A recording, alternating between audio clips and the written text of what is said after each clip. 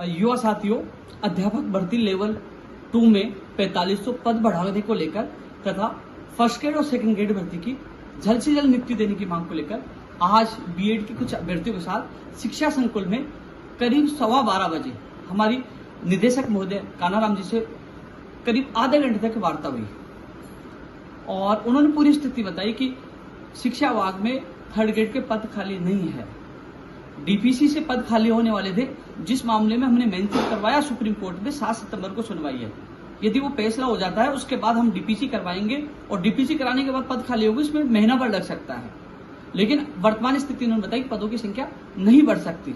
हम इतनी मदद कर सकते हैं कि जो अध्यापक भर्ती का परिणाम जब जारी होंगे उससे पहले यदि फर्स्ट ग्रेड के जो परिणाम आ चुके हैं 1-2 विषय के, जिनके 1-2 विषय के उनके पास डेटा आ चुका है और कुछ विषय के परिणाम बोले कि हम जल्द जारी हो जाएंगे, तो जिन विषयों के डेटा हमारे पास आ जाएगा उनकी ज्वाइनिंग हम लेवल 2 से पहले करवा देंगे।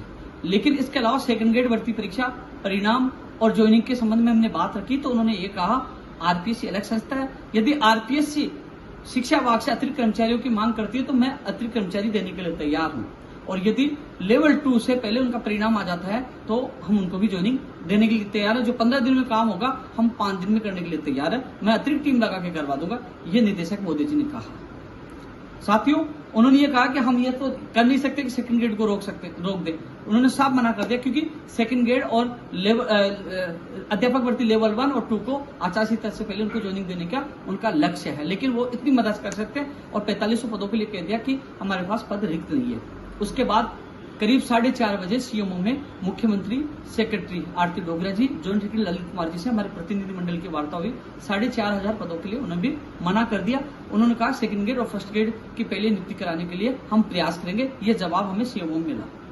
साथियों, मेरे से जितना प्रयास हुआ, एक बार नहीं 2 बार शिक्षा मंत्री से मिला हूं, और जब 7 जून को युवा बेरोजगार महासम्मेलन हुआ, आप वीडियो देख सकते हैं, वहां भी मैंने खुले में आप लोगों की आवाज उठाई। जितना प्रयास मुझसे हो रहा मैं कर रहा हूं।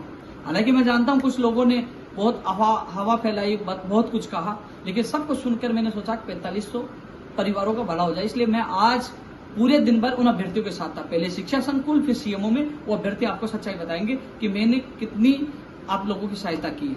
निदेशक मोदी जी ने जो कहा मैंने आप लोगों को बता दिया। सीएमओ में मैंने बात रखी है और उन्होंने जो बताया मैं आप लोगों को बता चुका। मेरे तरफ से जितना हुआ मैंने आप लोगों के लिए किया है। माननीय मुख्यमंत्री जी से समय मांग रहा हूं, यदि समय मिलता है तो एक प्रतिनिधि को मैं साथ ले जाकर आपकी बात सरकार तक पहुंचाने की कोशिश करूंगा। इससे ज्यादा कुछ नहीं कर सकता, और आप लोगों का जितना सहयोग हुआ मैंने किया। लेकिन जिस प्रकार जो कुछ साथी जो सवाल उठा रहे थे, मैं इतना कह सकता हूं, मेरे आपकी जो सूची जारी होगी वेटिंग सूची, तभी मैं आपका सहयोग करूंगा। जो अब आए हैं वो कोई सहयोग करने वाले नहीं है, ये जो माहौल बना रहे हैं ये कोई सहयोग करने वाले नहीं है। संकट में मैं साथ मिलूंगा, लेकिन मैंने कभी भी कोई कमी नहीं छोड़ी। हालांकि मैंने स्थिति स्पष्ट कर दी थी कि मैं किसी भर्ती परीक्षा को नहीं रोकूंगा। अध्यापक भर्ती लेवल 2 के अभ्यर्थियों को आचार संहिता से पहले इनकी सितंबर में ज्वाइनिंग मिले, वो लक्ष्य भी पूरा होगा। लेवल 1 के अभ्यर्थी को ज्वाइनिंग दिलाने का वो लक्ष्य भी पूरा होगा। यदि आप आरपीएससी जाके प्रयास करते हो, जितनी मदद होगी मेरी सेकंड ग्रेड के लिए, फर्स्ट ग्रेड के लिए, वो मदद भी आप लोगों की मैं करने के लिए तैयार हूं। पहले भी साथ था, आज भी साथ हूं। रीट पात्रता परीक्षा को लेकर भी बात हुई थी, तो उन्होंने कहा हमने नोट विभाग को भेजा, तो मुझे लगता है रीट पात्रता परीक्षा को लेकर भी जल्द घोषणा हो सकती है। अब अध्यापक भर्ती के लिए परिणाम के लिए कल चेयरमैन साहब से मुलाकात करें। फायरमैन, नंबर रक्षक, जो तमाम भर्तियां कर्मचारी चयन बोर्ड के पीछे 610 है, नई भर्तियां सूचना सहायक, जूनियर अकाउंटेंट, कृषि प्रेक्षक, इन तमाम संगठित तमाम भर्तियों को लेकर, परिणामों को लेकर, नई विज्ञप्तियों को लेकर आज जो सीएमओ के अधिकारियों से चर्चा की ही थी। इसके अलावा कर्मचारी चयन बोर्ड अध्यक्ष से कल मुलाकात मैं करूंगा।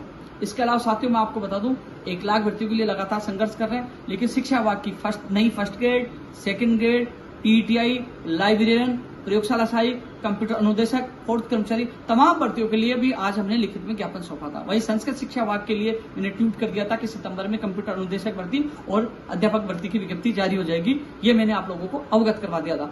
हर युवा बेरोजगार के लिए हमारा संघर्ष जारी है, लेकिन मैं लेवल 2 के अभ्यर्थियों को इतना कहना चाहूंगा कि लोग सवाल कह रहे हैं कि मैं बीएड का कभी साथ नहीं देता। मैं आपको बता दूं, जिन 27,000 को ज्वाइनिंग मिलेगी वो बीएड अभ्यर्थी है। जो फर्स्ट ग्रेड और सेकंड ग्रेड के परिणाम जारी करवाने के लिए मैं जुलाई में मैं आरपीएससी पूछा, वो बीएड के अभ्यर्थी हैं। 2018 में तीसरी बार वेटिंग सूची निकलवाने वाला उपेन यादव था, वो भी बीएड के थे लेवल 2 के। और हर जगह मैंने 2016, 17, 18 सेकंड ग्रेड सारी जगह मैंने आप लोगों का साथ दिया है और हमेशा देता रहूंगा। लेकिन साथियों इतना जरूर कहूंगा कि ध्यान रखना, सच्चाई कभी छुपती नहीं है।